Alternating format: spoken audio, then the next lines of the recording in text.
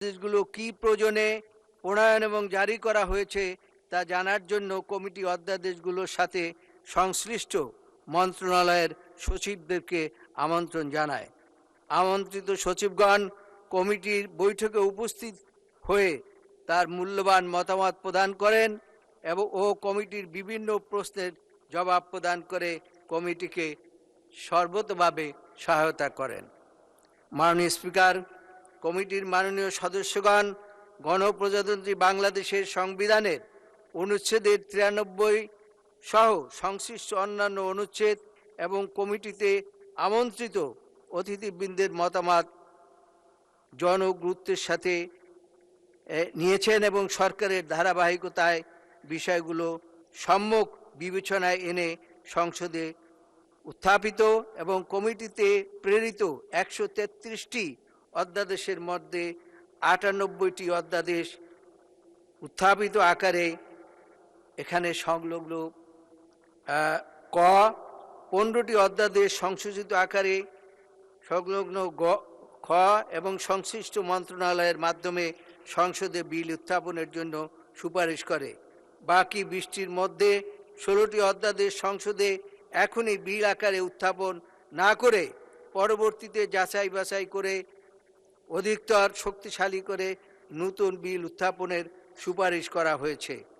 সেগুলো সংশ্লিষ্ট গ এবং 4টি অধ্যাদেশ রোহিতকরণ ও হেফাজতের জন্য এখনই সংসদে বিল আনয়নের সুপারিশ করা হয়েছে সংলগ্ন গ।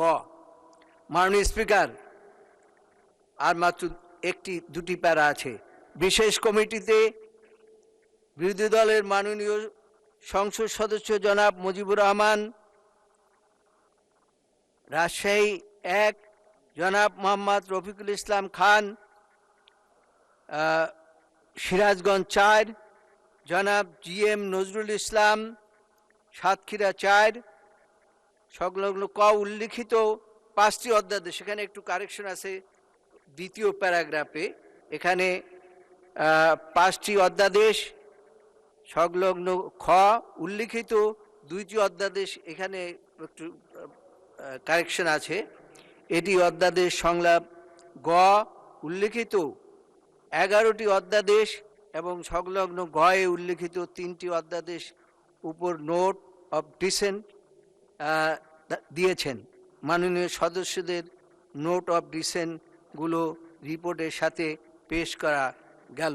মাননীয় স্পিকার, বৈঠকে উপস্থিত থেকে কমিটির রিপোর্ট প্রণয়নের সহায়তা প্রদান করার জন্য এই কমিটির মাননীয় সদস্য বৃন্দদেরকে, বিশেষ করে স্বরাষ্ট্রমন্ত্রী, আমাদের চিফ হুইপ এবং মাননীয় আইনমন্ত্রী সহ সকল সদস্যদেরকে আমি আন্তরিক ধন্যবাদ জ্ঞাপন করছি।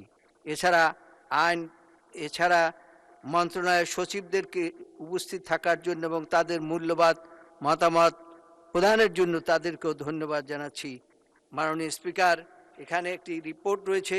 এই রিপোর্টটি যেহেতু অনেক বড়, সেজন্য আমি মনে করি এই রিপোর্টটি পঠিত বলে গণ্য করা হোক। ধন্যবাদ মাননীয় সদস্য। রিপোর্টের বাকি অংশ পঠিত বলে গণ্য করা হলো। রিপোর্টটি সংসদে উত্থাপিত হলো।